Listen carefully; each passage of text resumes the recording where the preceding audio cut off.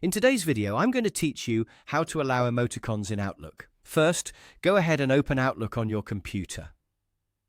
Once Outlook is fully open, make sure you're in the Mail section. This is where you can create and send email messages, and it's also where you'll be able to insert emoticons or emojis into your message. After that, click on New Mail to open a fresh email draft. This will bring up the message window where you can begin composing your email. In the recipient field, enter the email address of the person you want to send the message to.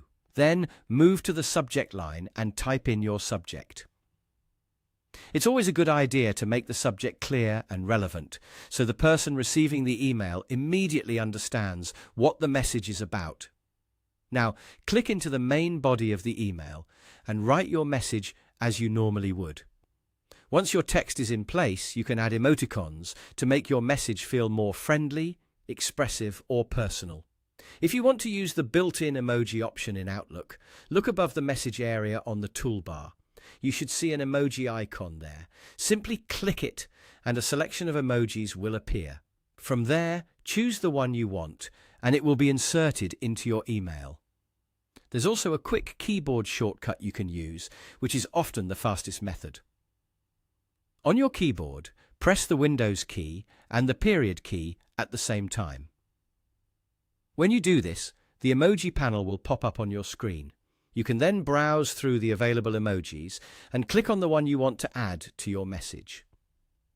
This shortcut works well if you want to insert emojis without moving back and forth to the toolbar. If the emoji doesn't appear exactly where you want it, just place your cursor in the right spot before selecting it. That way, it will be inserted into the correct part of your message.